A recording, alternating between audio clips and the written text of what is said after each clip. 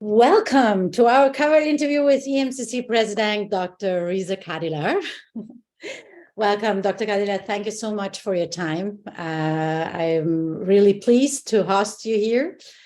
And thank you also to join us once more for this interview, which is related to the cover story we already did.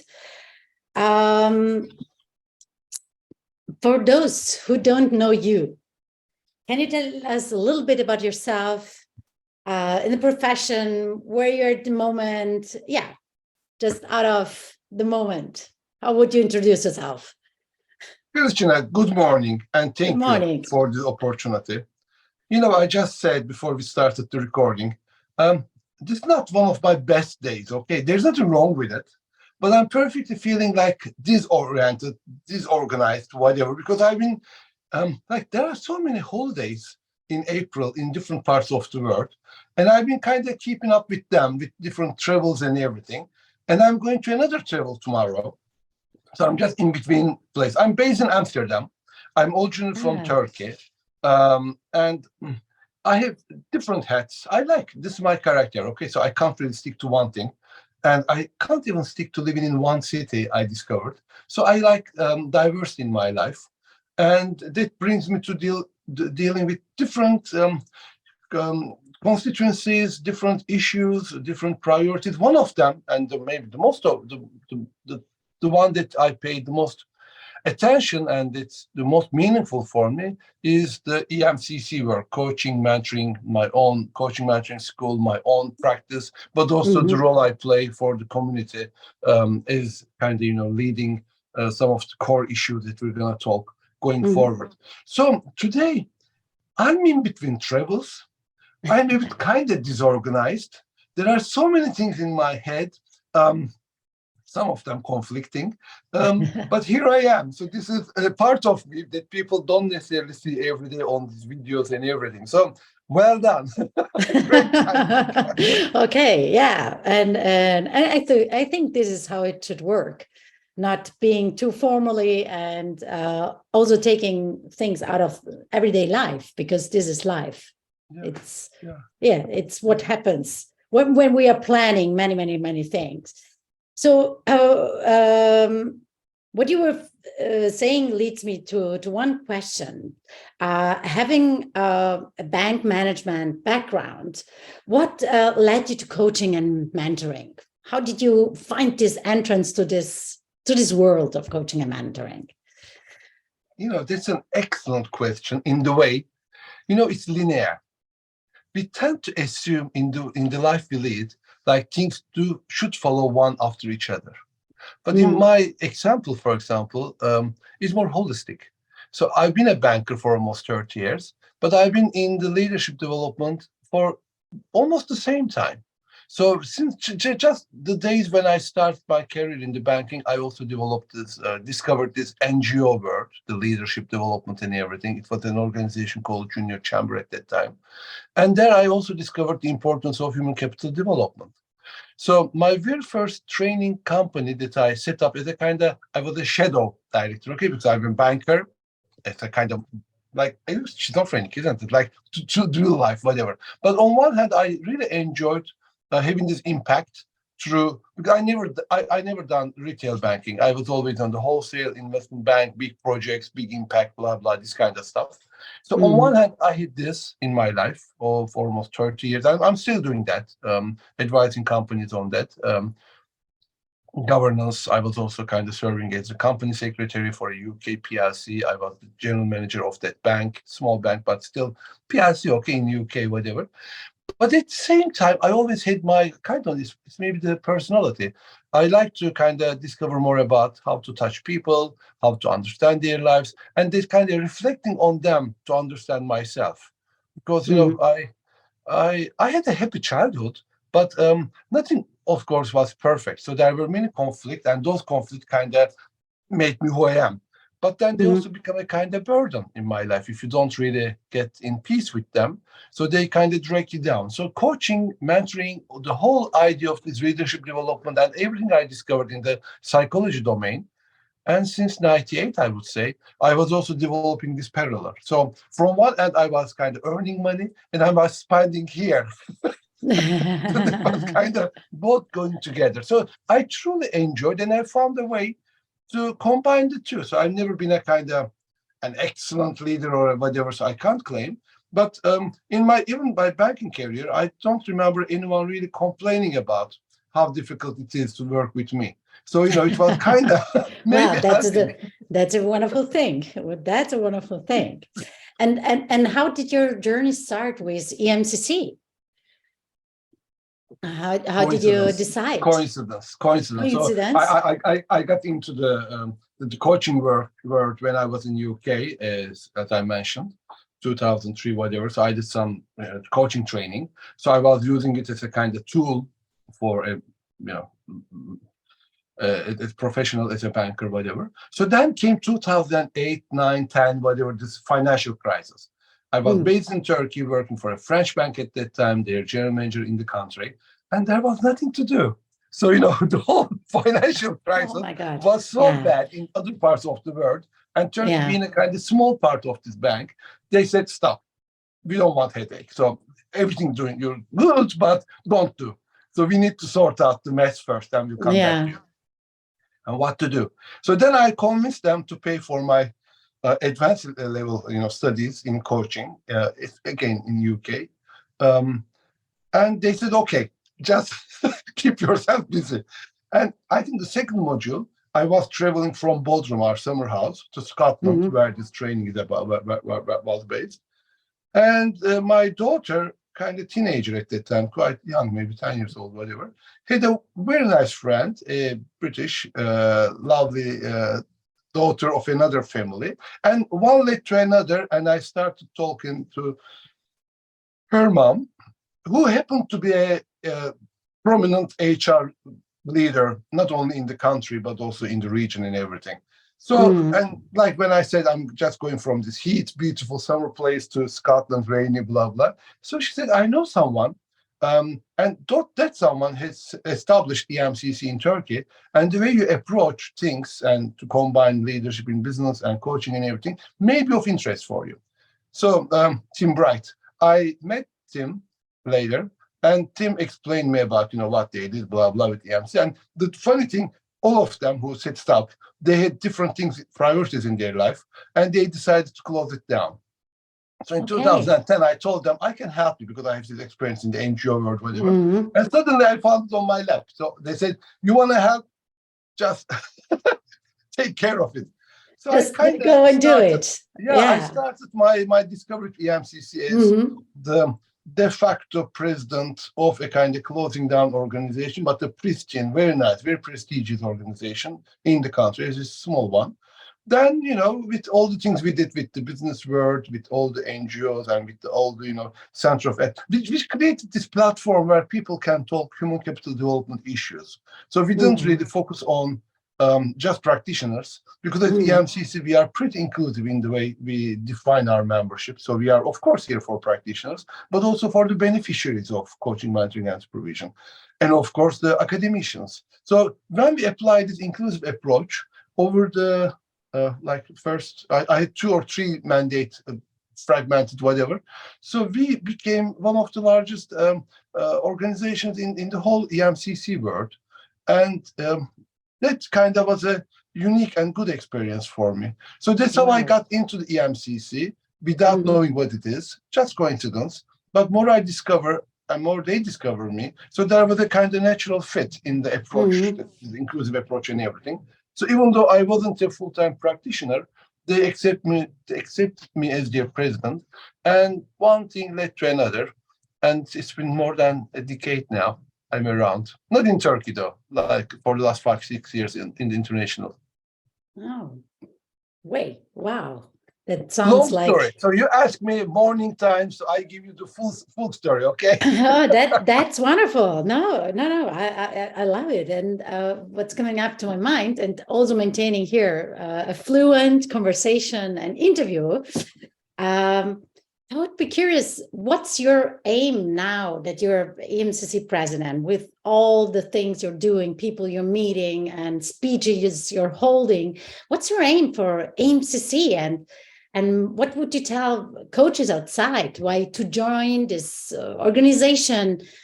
Yeah.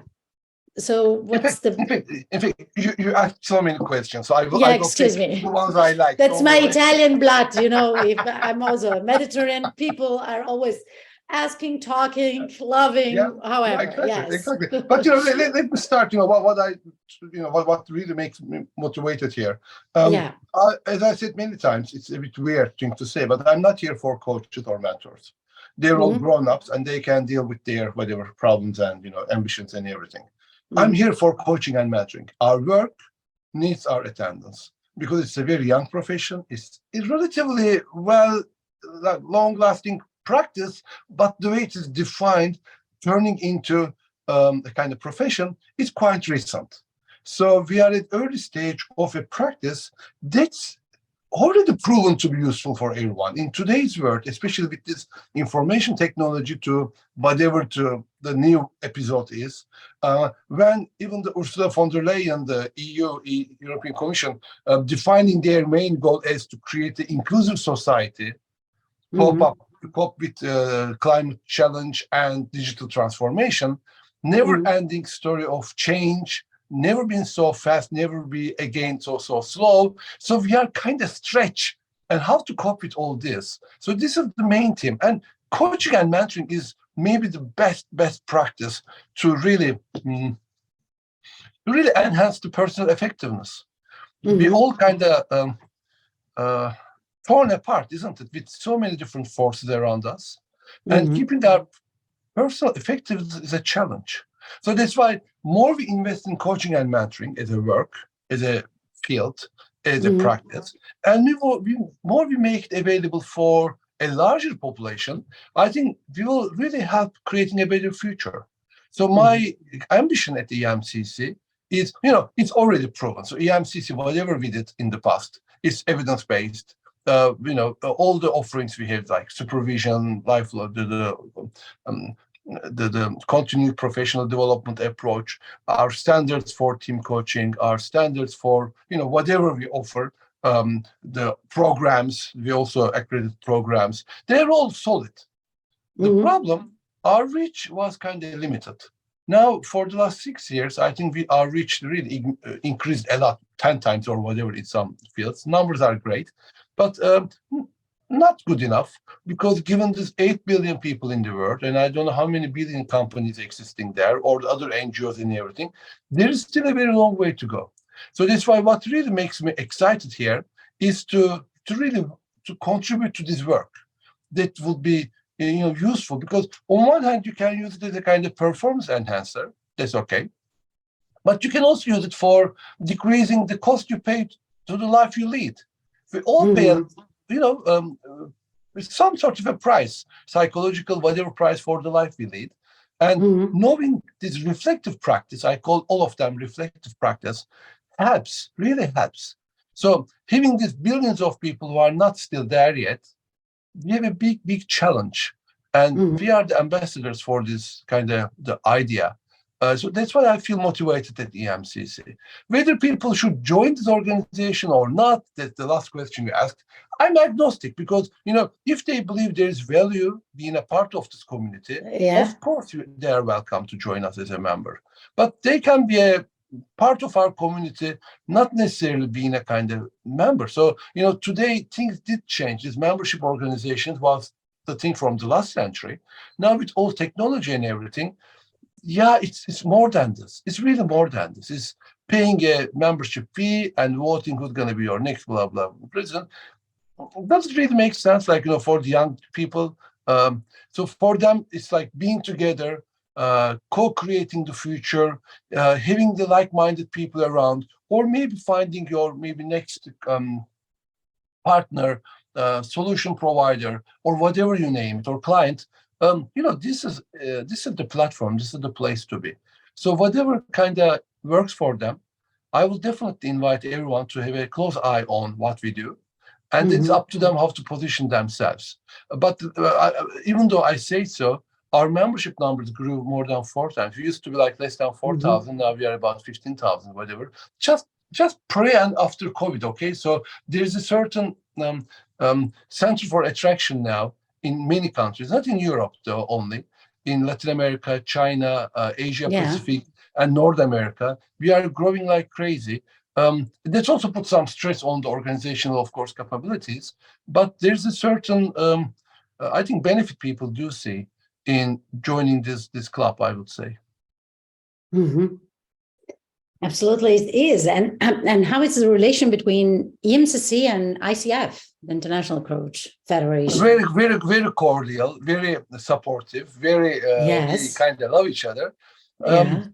And there's a but, and this but is that I repeated all the time. Maybe it's my kind of background in banking. I've never seen any other profession so fragmented in the world. So why do we have a second way of doing for everything? So whoever comes first, I don't care. The other one should really recognize this and build on it. In our accreditation, for example, we do recognize not only ICF, all other professional bodies. For example, the code of ethics. We worked with some others. It became a kind of joint. And then we gave it to the industry. It doesn't belong to us. The code of ethics, the global code of ethics, doesn't belong to EMCC. It belongs to, I think, 10 or 12 co-signatories now from all over the world. ICF was there, but they left. They wanted to keep their kind of captive audience for themselves, and they don't recognize any other. For example, our accreditation is aligned with the global higher education frameworks and UNESCO lifelong learning frameworks, which recognize prior learning.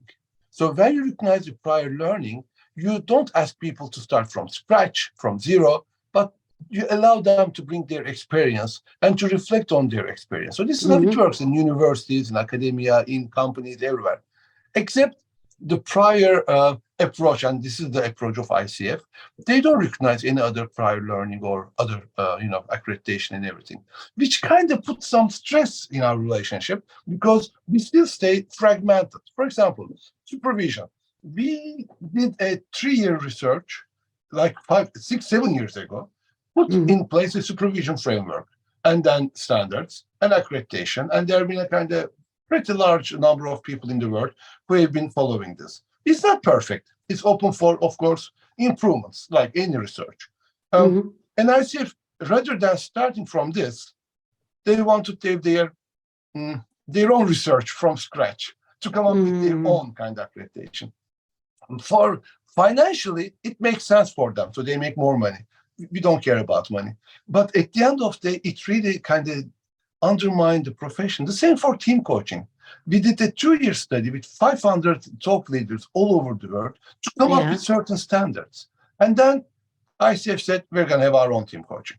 Why? Just build on it. So if ours is not good, I'm sure ICF will make it even better. And for the next round, we can do a joint whatever. So this is the only area where I don't feel very comfortable with our relationship. Put that aside, there's no any kind of, harmful animosity or whatever. So we love each other. We like to be together. We do lots of collaboration in different parts of the world. So there are, in many country level, there are excellent collaboration between the two and the others. But when it comes to the core of taking this profession to the next step, we still stay fragmented. On our side, we do everything to be inclusive. We recognize anything they do. But at the end of the day, we don't receive the same reciprocity from them, which is kind of harmful for the profession, for the community, I believe. Yeah, it is absolutely. And as we were saying, this fragmentation, which also is something that is very challenging in our business. And what would you suggest to someone who's getting into mentoring and coaching and starting up a business, how to deal with this fragmentation, how to orient themselves? Dealing with fragmentation is easy. Basically, you get both accreditation. So it's costly, but it's tiring, but whatever. So, for example, I have this. I have a training, coaching school, mentoring development school. I was always teaching, coaching, mentoring, whatever. So, but then I said, I need to really understand how our accreditation works. And in order to really understand it, I put myself in test. So I put my own school into accreditation with EMCC. And I learned a lot about EMCC during this journey, not as the president, but as a kind of practitioner who is going through the That's process. funny. Yeah. And I liked it. So that's I think I really feel comfortable in the way we approach things. Then I didn't have ICF, so I never needed. Then ICF changed their approach last year. It's more harmonized now with the MCC approach. So most of the things, even the competency framework is more harmonized now with the MCC, which is a good thing. But why not recognize this anyway? So that's their prior preference. So I did my school again to ICF level 1, whatever the accreditation, the new approach. So of course it takes time, it takes money, whatever. But now I have this double accredited blah blah school. So will it really work for business purposes? I don't know. So we'll see. It's very early times, but I think the community would feel much more comfortable saying that this school is adhering to the standards of the both leading professional bodies, which is a much easier job today, as I said. Like 5 years ago, it was pretty difficult because our approach were a bit distant. Now, I would say much more harmonized in many things that we talk, even the terminology kind of getting harmonized. So as a practitioner, sorry to cause you this trouble. In EMCC, you're not going to get any difficulty. Maybe you may be willing to go, I don't know. But, the beauty of EMCC's accreditation is dialogue-based.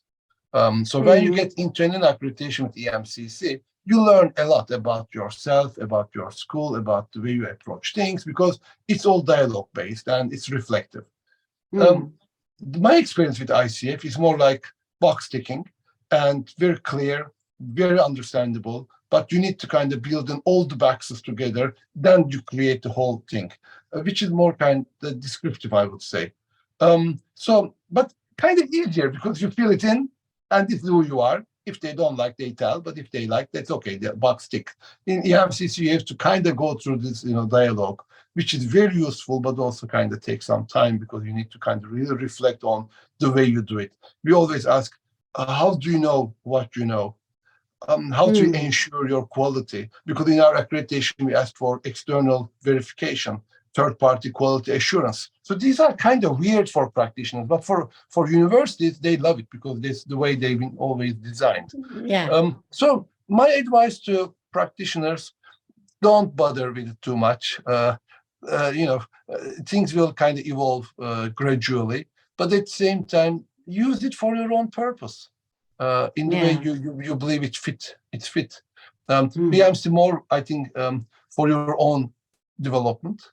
In some countries, it's better known, but in many other countries, I would say ICF is better known in the marketplace for commercial purposes, maybe. So, and then, you just get along with it. And then you spend all this money, and the question is, how are you going to recuperate, the earn this money from your clients? So then... There, I can hear the bank background a little bit, but it's true, and everyone at the end reflecting about it will say the same. At some point, you also have to get in what you got out. Absolutely. You were also mentioning before that, or maybe I misunderstood it, so excuse me. That at the moment, in our world, coaching and mentoring is more asked than ever. There are many companies discovered it for themselves, also for development of their leaders, but also development of their teams. So what, if you can make it, but from your point of view, what is awaiting coaching and mentoring in maybe the next couple of years? Where you sounded very, very positive, and I will think it's very positive. What's kind of a vision you have for our business? It's growing like crazy, and it will grow like crazy. So anything you hear about AI, ChatGPT, all the threats about like, transformation, increase in the costs, inflation, whatever, it helps because people need more coaching and mentoring. The only barrier is, they don't know what it's all about. And most of them, they maybe had a kind of bad experience in the past, or maybe bad press coverage or whatever. So the prejudices are really against still in many countries. But, there are many underlying factors. There are many different underlying main trends in the world, which makes coaching and I use them both together in the context. Maybe I should also explain the way I see mentoring is it's a practice. It's a kind of dialogue, a developmental dialogue, where both mentor and the mentee learns and grows and develop. It's done by coaching skills. So the coaching competences are really embedded there, but it also incorporates some contextual wisdom, inspiring each other with their own contextual wisdom, maybe in role model, networking, knowledge, whatever. But it's not about totally not giving advice. In mentoring, there's no giving advice like coaching, but it's about sharing the context so that the other party can inspire. So the way I define this way, I put coaching, and coaching could be internal for organizations, like a program, or it could be like external, as we see in many instances. It could be individual, it could be team-based, teamwork, team coaching, whatever. So they all kind of come together. And mentoring in most cases are more internal in the institution, depends on the goal they want to set, why they want to have a mentoring program. But at the end of the day, all mentors and mentees should be well equipped with the coaching skills and competences. Otherwise, it becomes something else. And in today's world, in any sector, that's a must because change is inevitable. There's no single technology left. There's no single company left who can do the same thing as they did 10 years ago. Everyone's under stress. Everyone's kind of going through a big shift and change. And what to do? What to do? Like, how can you help yourself, your loved ones, your employees, your stakeholders, in order for them to get better understand and prepared for all the challenges they face?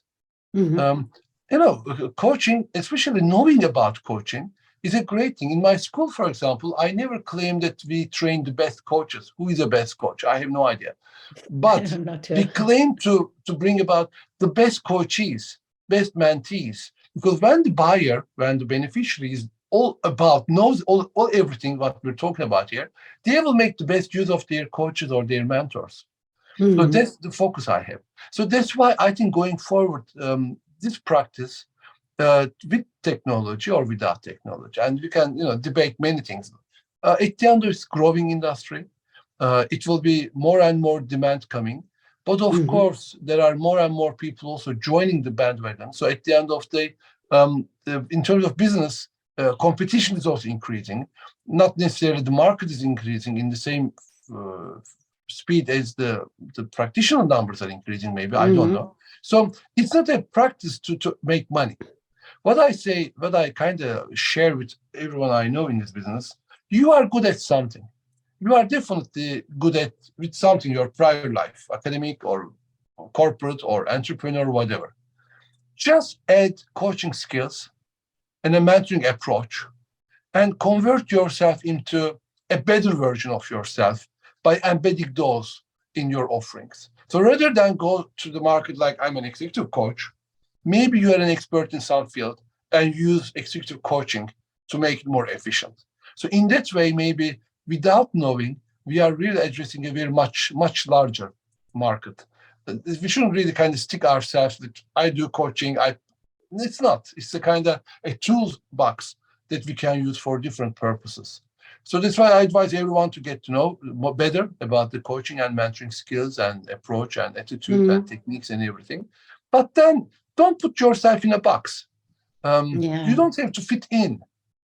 Belong. Like belong is belong. Stay as you are. Like, the whole coaching world will embrace you and take you in with a totality of your personality, of your background and everything. You don't have to fit in to a coach type of a box. Just stay as you are, but turn yourself into something of a better version of yourself by employing more and more reflective practice, reflective approach. I think that will be the best way of going forward for all of our stakeholders. Yeah. And what I'm also hearing is this holistic approach. Yep. To see it as the whole. Um, we are coming to the end of our interview, and so Yeah. I'm reflecting, which is the best question.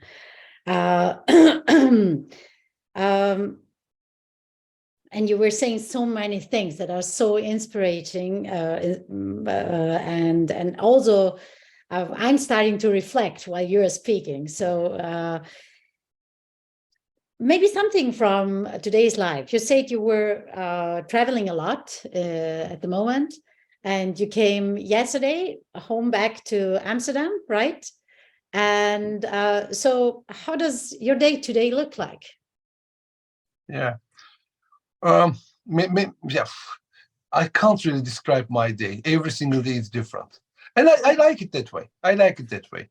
And Yeah. I'm an investor for tech companies. I'm advisor for some business growth. I have access to finance. I'm in this coaching, mentoring world a lot.